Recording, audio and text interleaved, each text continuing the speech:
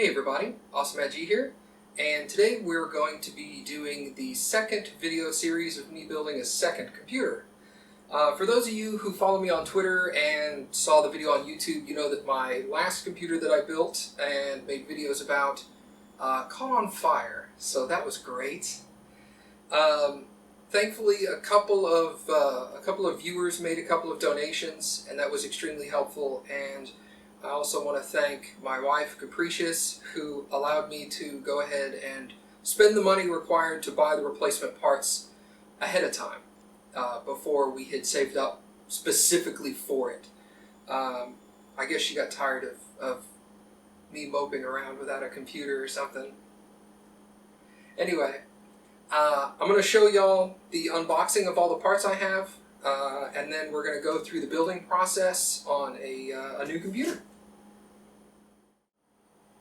Okay, so we're going to start the unboxing with the actual case, and for this build I got the Corsair Air 540, and I'll explain to you why I chose this specific case once I get it open.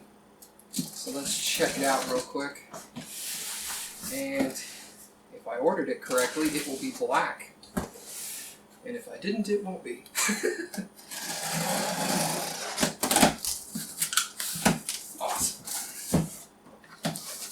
Sorry if it's cutting off my head for some of this, but that's alright. Let's start by just flipping it over, pulling it out that way. Really helps if you take these little box ears, flip them outside the box. There we go.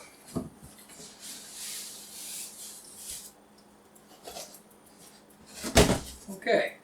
Ow. So, that's interesting. I didn't know it would come in like this.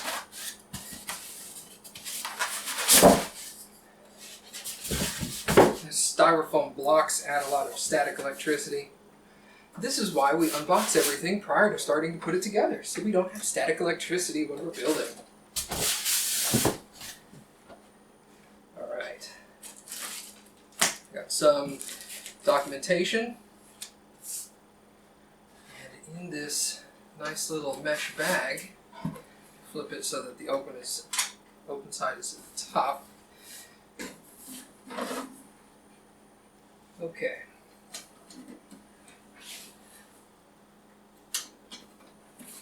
And we'll get rid of that.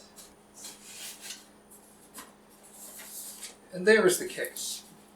So as you can probably tell, the case is much wider than a standard case, and the reason for that will become apparent when we take the side off.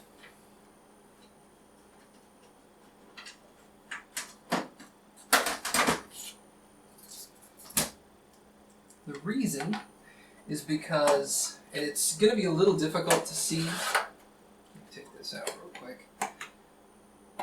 Got little hard drive trays to make it easier to install your hard drives. I'm going to actually go ahead and remove those now. And this is some zip ties and screws for the hard drive trays, I would assume. Those with that. So it's going to be a little difficult to see here, but this depth here is where the motherboard tray is.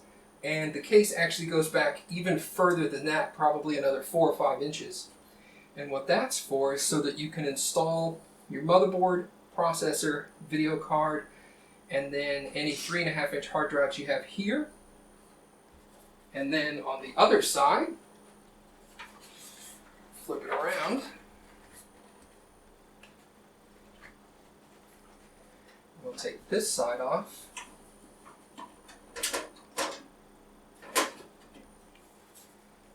And on this side, here's your motherboard tray, the back side of it. Here's where you would install any 2.5-inch regular disk drives or solid state drives. Here's where you would install your power supply. Here's your optical drive tray. And then it's got all these rubber grommets. I'll remove one real quick because they pop in and out pretty easy.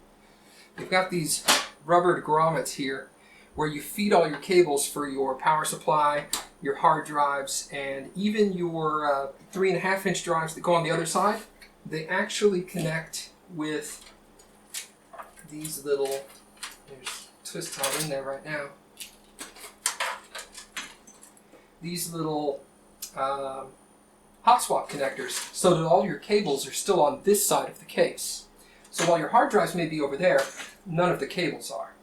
So it limits the amount of cables that you have to run in between all your components that require either water or air cooling. And we're going to be air cooling this one because I'm still not brave enough to put water cooling in my own system. And then of course you've got all your standard front panel connectors and USB cords and stuff like that right there.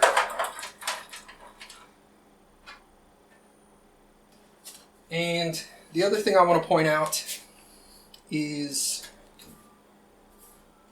it's so weird to see panels taller than they are wider with this. It's got this vented section here for your power supply fan. The one downside a lot of people talk about is that there are some fan filters on the front that you can remove to clean the fans easy, but there's not one here. So what I ended up doing was purchasing a magnetic fan filter that I'm just going to go and stick on the side of the side panel there, on the outside, so that it's easily removed without having to take the side panel off. So let's button this thing back up real quick. I'm not 100% sure how that side panel goes on quite yet.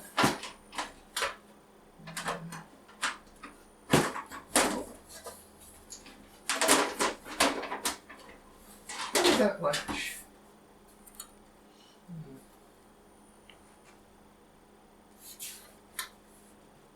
Almost like it just sits in there. Oh yeah, it does. Huh. I was expecting it to catch on something.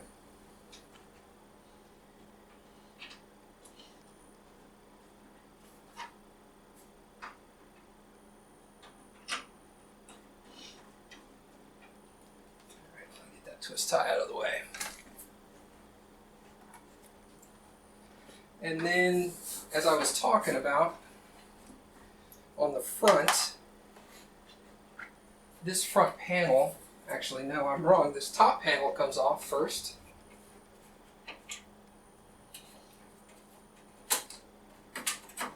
This slides out, pops off, and this exposes a large hole on the top so that you can install either a radiator for water cooling or additional fans. And then this one just slides up. And here is your magnetic fan filter. It just pops right out due to these really low quality magnets. Just enough to hold it to the metal of the case without actually producing any magnetic fields inside the computer that you have to worry about. Snaps right back in.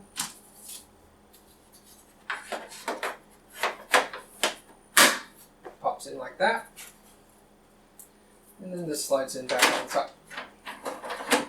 So cleaning the fan filter on the front has a couple of steps, but honestly it's well worth it for the ease of being able to keep your computer much cleaner than in normal cases. Alright.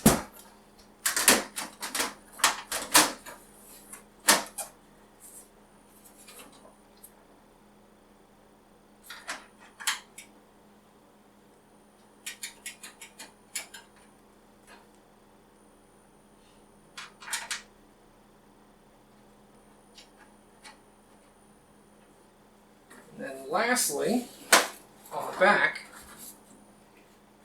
you can see here, there's where your power supply goes. There's a large vented area here for just basic air breathing, since there's no actual fans on this side of the case. And then over here you've got, what is this, 2, 4, 6, 8 PCI slots, a 120 millimeter fan in the back, and then of course your large slot here where your motherboard backplane would go, and then some additional venting just for extra breathing as well. Okay, what we're going to open up now is the motherboard. This is a Gigabyte Z710XP-SLI. I'm not going to be using SLI on it, but pretty much every high-end gaming board is going to come SLI nowadays. This is also, for those of you who are unaware, this is an Intel processored motherboard, socket LGA 1151. So let's see what it's got in it. One thing that I mentioned in my previous build videos that I want to reiterate because it's never a bad idea to leave this out. Get that out of there. These anti-static bags, they are anti-static on the inside, not on the outside. The outside is designed to distribute the static charge. So when you remove stuff from these anti-static bags, don't set it on top because that's where the static's going to be. Totally safe to set it on the cardboard that it ships it in. Just don't put it on this. All right. Actually, you know what? Before we get into that, let's see the cabling and stuff real quick. So we've got 4. Is that all 4 of them? No. 2 right-angle SATA cables and 2 straight SATA cables. You've got your SLI bridging connector. You've got your backplane for the case. This is a, it's the header for the motherboard, for the front panel connectors, so that it's a little easier to get at. You can end up pinning it out in there and then setting that on the motherboard rather than doing each individual pin out. Goodness, some little stuff in here. Some instructions, multilingual of course.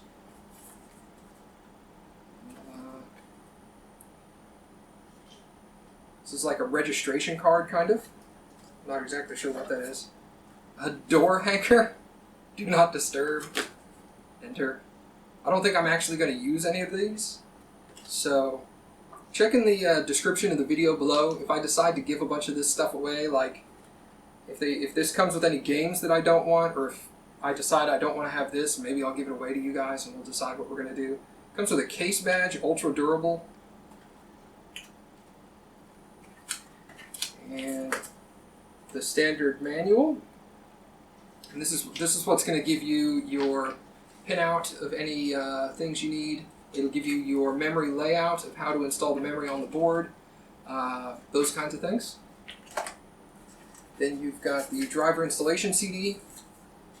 These are handy, but most of the time I would recommend downloading the drivers off of the internet, because usually you're going to get version 1.0 drivers on this, and by the time you get the motherboard in your hands, there's going to be newer drivers anyway. So use this to install like your network card, and then once your network card is installed, get online, download your other drivers that you need. And this is... what is this? This is a giveaway. Not really a guarantee. Oh wait, register before October 4th for a chance to win and attend November 6th and 7th, 2015. Haha! This is last year's! So it doesn't matter. It was entry to go to BlizzCon. So, that's not worth anything anymore. That's funny. Okay. We'll stick all the loose stuff back at the bottom again. Set that on top of it. Now let's get to the actual board.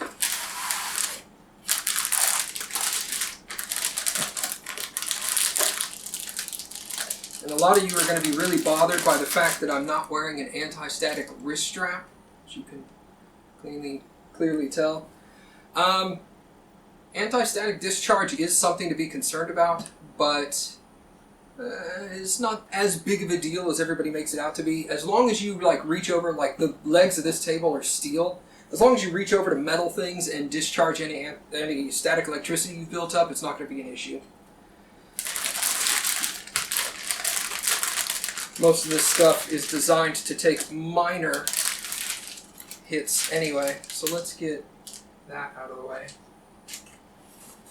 Okay, so here we've got the actual motherboard.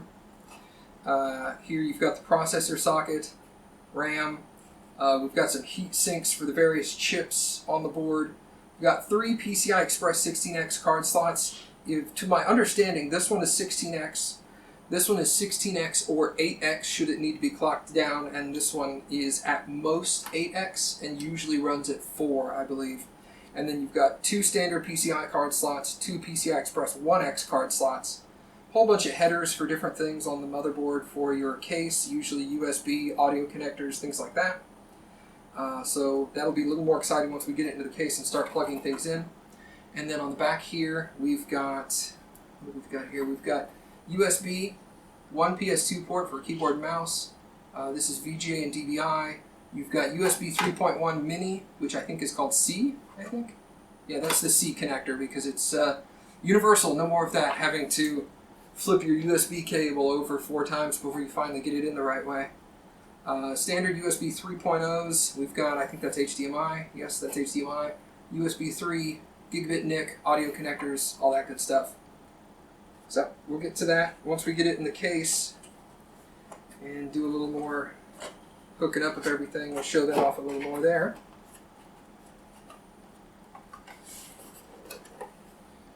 Are you going to close? There we go. Nope. So that's the motherboard. Next we've got the video card, and strangely enough the video card comes in a much larger box than the motherboard. Alright, this does not have any tape on it, so I don't need that. And as you can tell, I got a Gigabyte GTX 970. The reason I did not get a 980 was because it was really expensive. I had a budget I had to stick with, and I put as much money into the video card as I could while still getting all the other parts really good as well. So let's slide that out of there. No tape on that either. I really like the way they do these video cards now, how they've got them in their little foam inserts and make them the highlight of everything. So, now that this is the highlight of everything, let's set it aside, not look at it. See what we've got underneath here. We've got 4-pin Molex to 6 and 8-pin power connectors for the video card itself in case your power supply doesn't have the appropriate connectors. Mine will. Got the documentation. Got the driver CD again. Same situation. If necessary, I would go ahead and install this, and then before you get into any real gaming, get on NVIDIA's website, download the newest drivers. And I think that's it. Yep, that's it. Okay. So, set that there. I'll just go ahead and put that on top because I'm going to need that again. So, you know what? No, I'm not going to do that. Okay. See, I forget stuff. So let's set that aside for a minute. Look at the actual card here.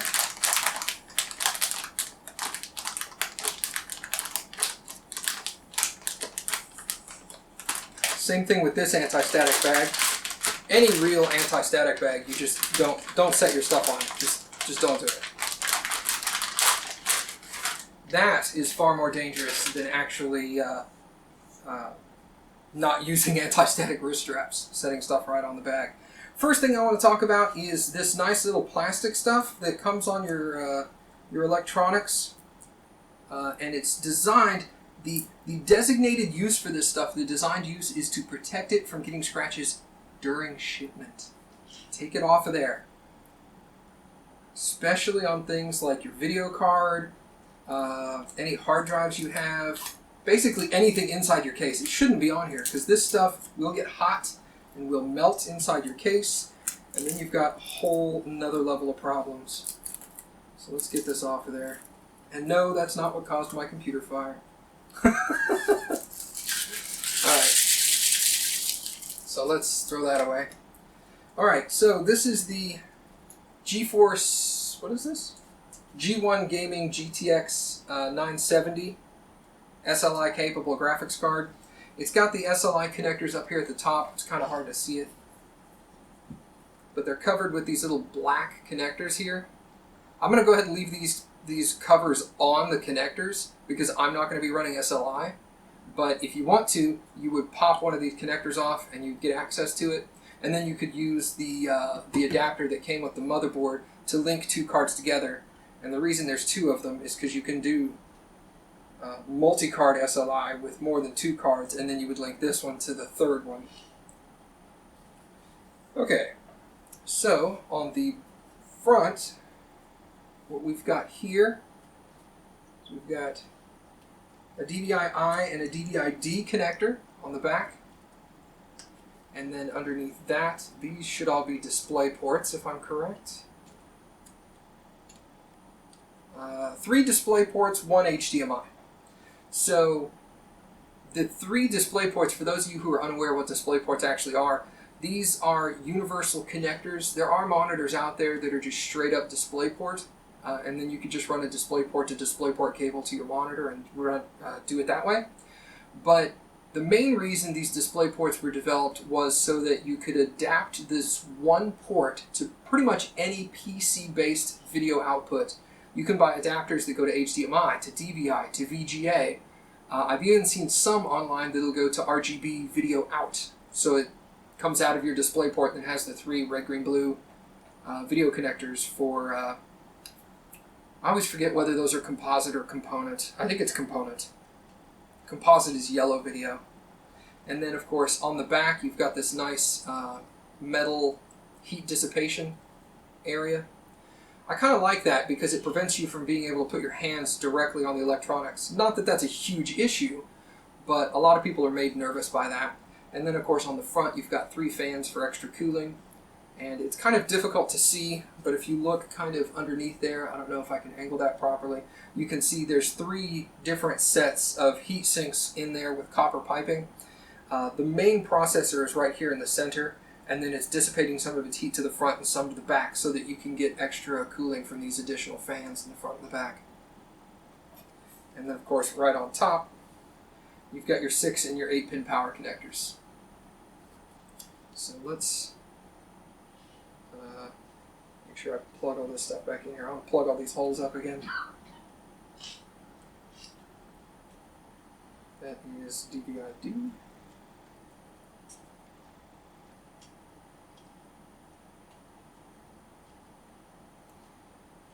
Alright, and then of course, with these plugs, these covers or plugs in the back, however you want to refer to them as, if you're not going to be using the video ports, feel free to go ahead and leave those on. Those are fine.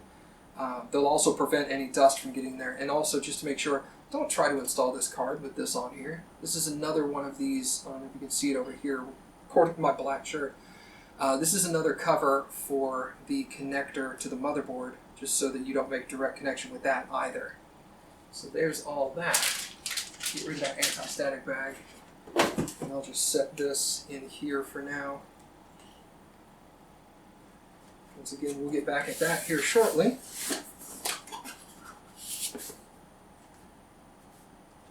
So that's upside down. It slides right back in the box like that.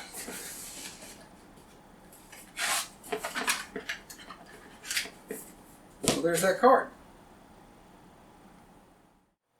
Okay, so now we're going to unbox a bunch of other stuff, basically everything else. Now that we got the quote-unquote really cool stuff out of the way. So here's my power supply. This is a Corsair CX750M. A lot of people are going to ask, Matt, why didn't you get a 1,000-watt power supply? And my answer to that is, because I didn't want to. There's no real requirement for a 1,000-watt power supply unless you're going really extreme. The vast majority of users aren't going to need anything any bigger than a 750, honestly. So, and this provided me with plenty of power connectors for all of my equipment. The only stipulation here is if you needed additional power cables.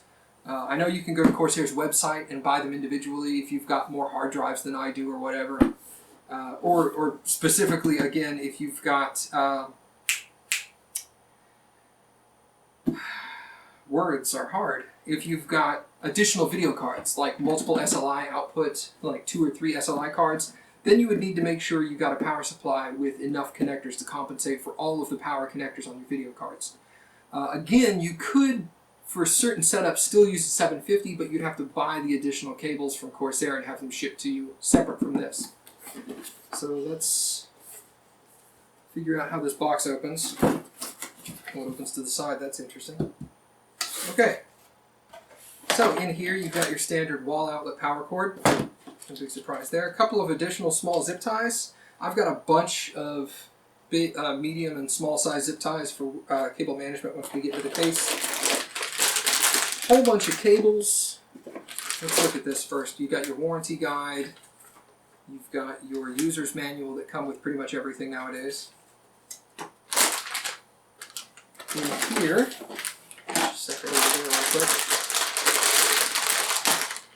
This is actually, no, I will have to cut it open.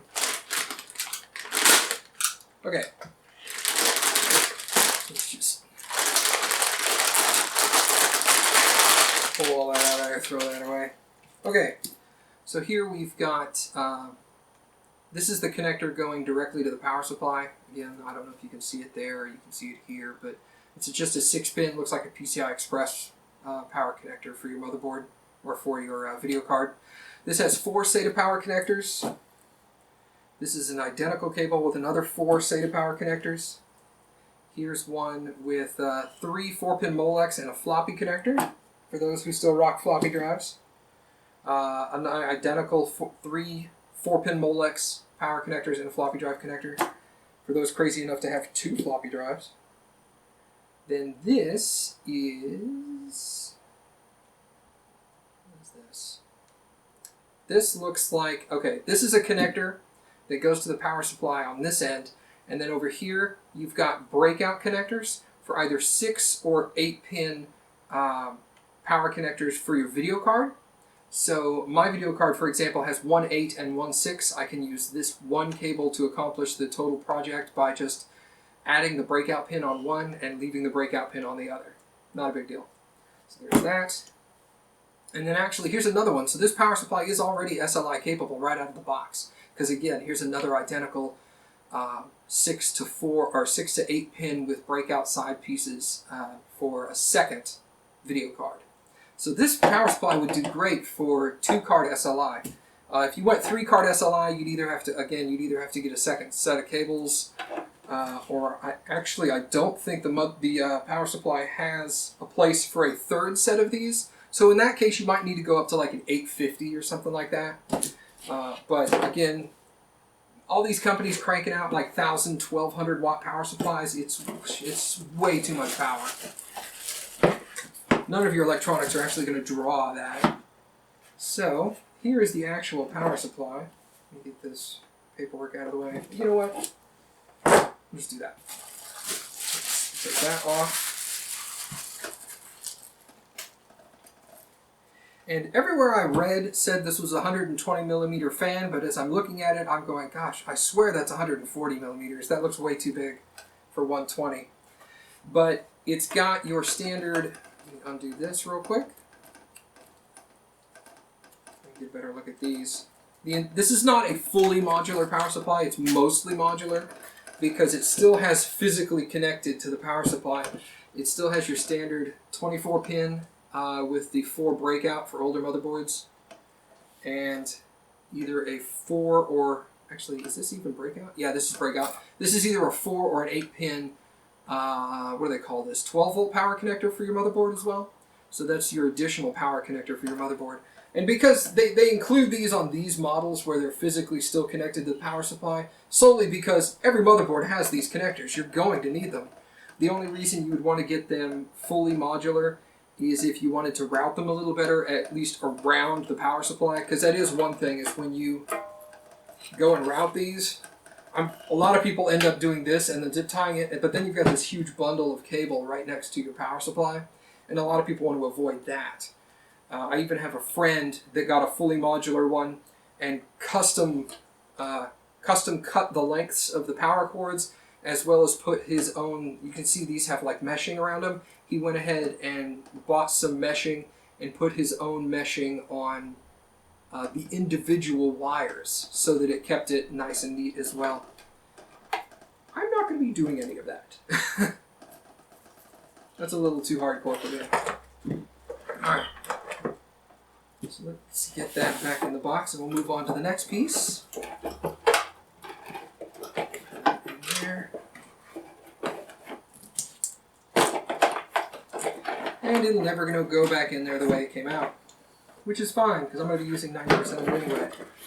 Actually, that might just do it. Almost. It's a little bit of a bulge. Couldn't keep quiet on that one, could you? No. Okay. So there's that. Get that out of the way. Alright, so next, let's do...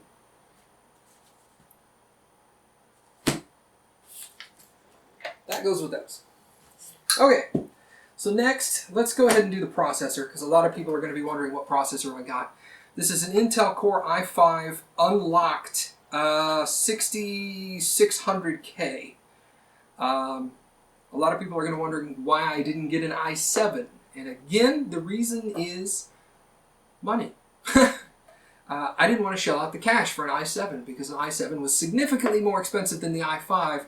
And when I I didn't run any tests. When I looked up comparisons between the i5 6600K and the i7 6700K, the performance difference between the two was minuscule. The i7 is no questions asked, definitely better than the i5 66. But the i7 67 was basically twice the price, and you're getting like anywhere between 4 to 9% performance increase, and for me that was just not worth the money. And of course, this processor is significantly more powerful and faster than what I'm currently running. What fried in my computer? So I'm gonna go with that. You may ask, why is it so small? You can see the processor right there. Most processor boxes are much bigger than this. That's because it's an unlocked processor. They don't expect you to be using stock cooling, so they don't even include stock cooling. Otherwise, this would have something else in it, and it doesn't. So, that's the processor, and this is the cooler that will be going on top of it. This is a Cooler Master Hyper 212 Evo. There's a couple in this same family of coolers that are a little more expensive and do a little better job. But because it's only an i5 and not an i7, I wasn't going to sweat it. And because I'm also not going to be overclocking the processor, I wasn't going to sweat it either.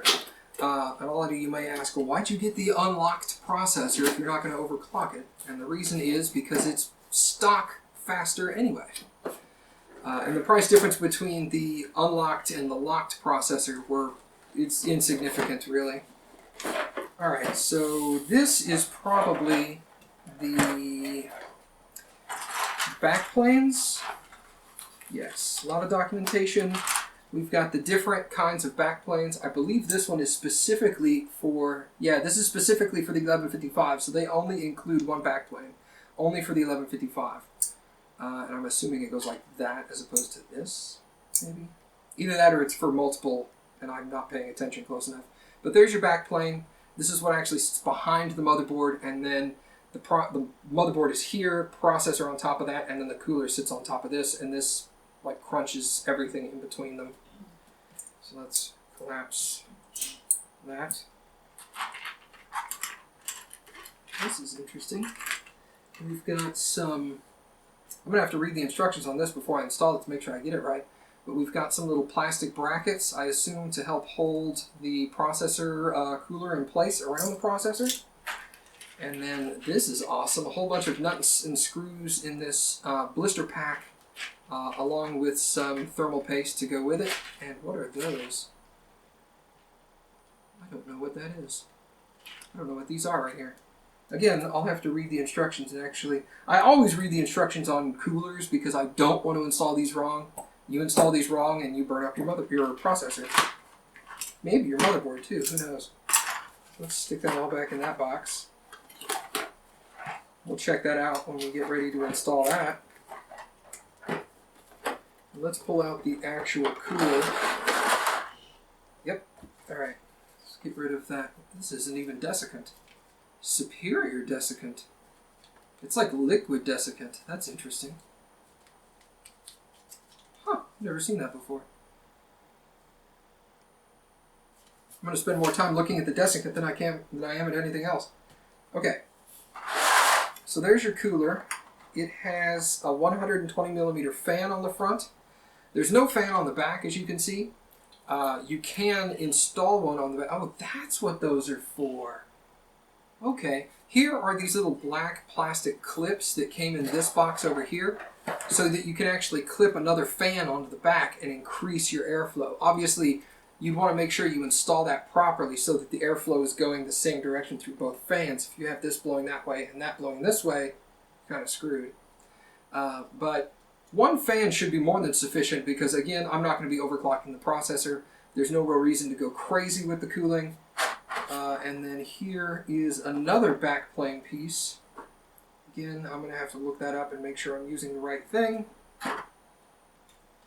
And then again, like I was talking on the other one, here's your copper pipes. Hold that out of the way. Here's your copper heating pipes that come out of the grill for cooling.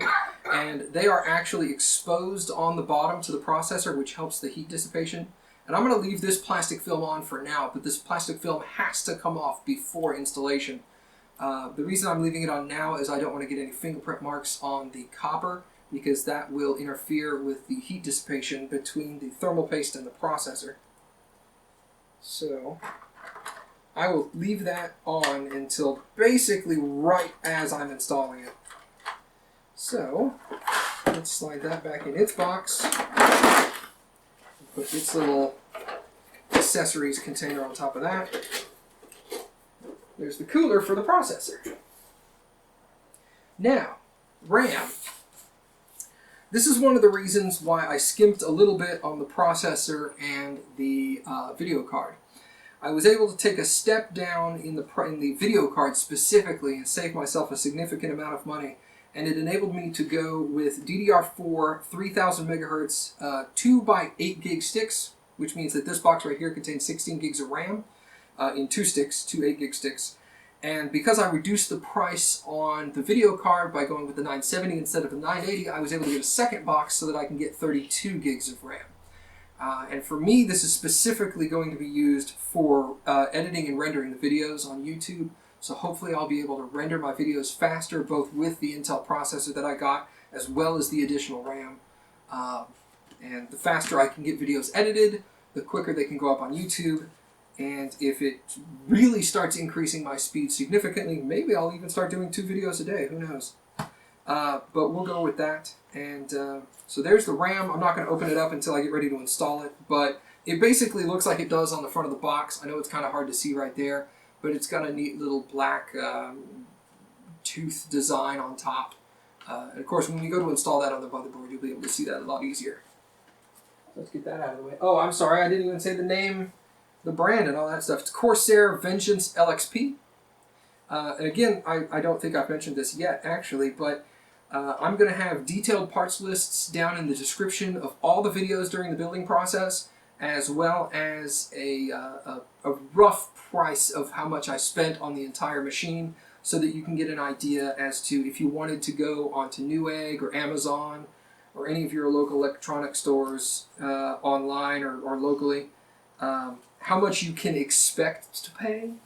Keep in mind that prices will vary, parts to parts, where you buy them, stuff like that. So especially if you're like in Australia and you've got that crazy VAT tax or whatever that thing is. I feel sorry for you guys. That sucks. That stuff's expensive. Okay, so this is going to be my primary hard drive. This is a Samsung SSD 850 EVO, 500 gigs. My C drive on my other computer did not burn up, but it's got melting in the plastic casing around it, and I do not trust it.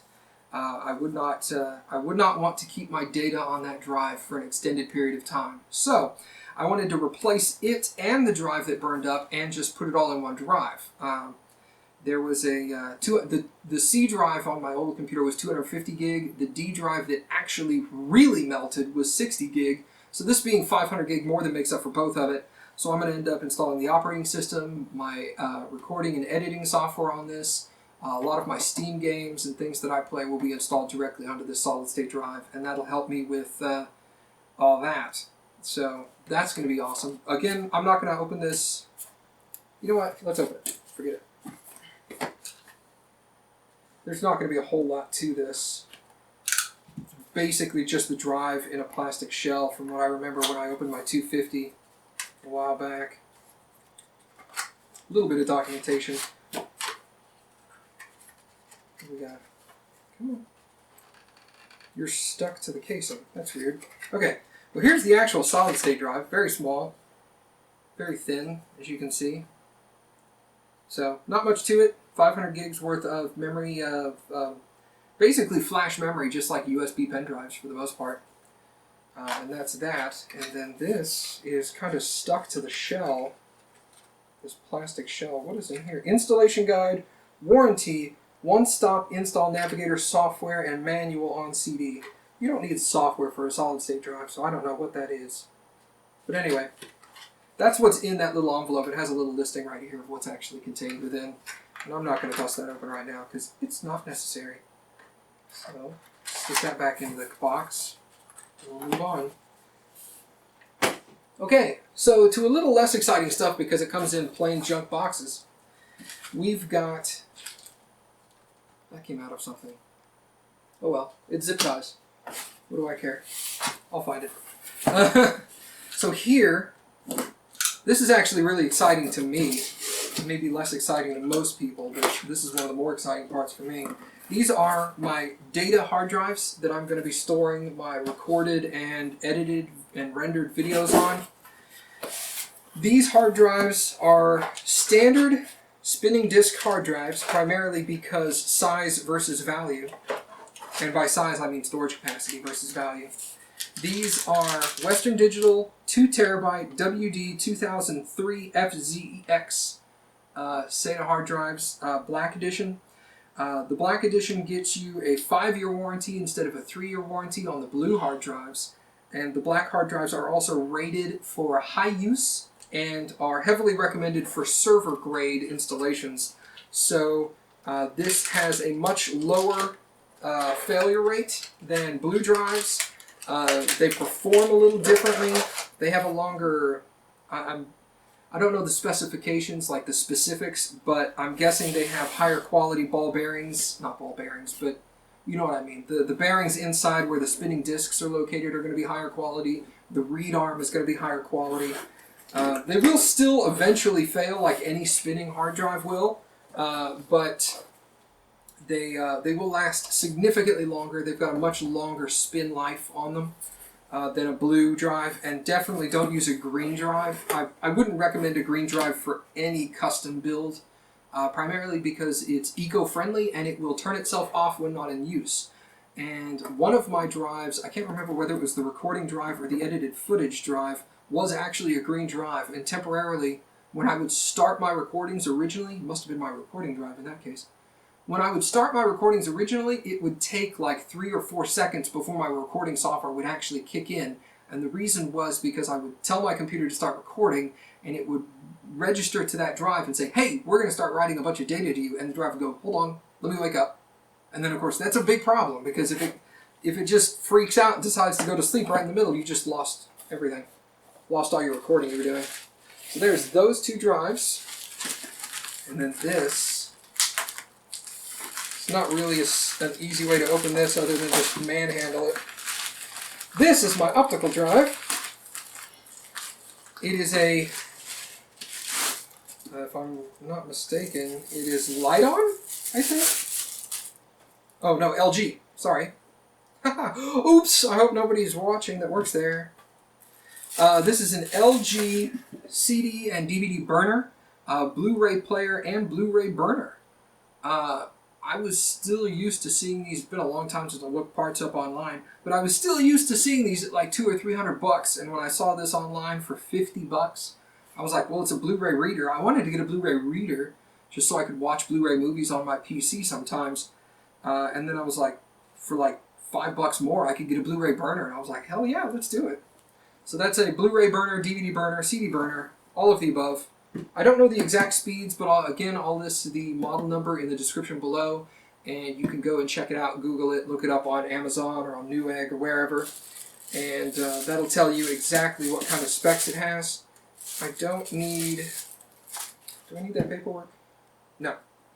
I don't need that paperwork, so I'm just going to toss it, and I'm going to keep this for now. We'll toss that later. And then, of course, the last little thing I've got hiding behind here, I mentioned it when we were looking at the chassis, but this is a magnetic 120mm fan filter that can be applied, again, just like the magnetic fan filter on the case. The magnets are very low power, just enough to hold it to the metal chassis without producing any magnetic field into the case. So you don't really have to worry about that. And I'm going to adhere this to the outside of the chassis over the power supply fan to filter any dust out of that. And then this can be easily just, slid off or popped off, and you can rinse these out. Just make sure that you let them air dry before sticking them back on there. But yeah, there's that.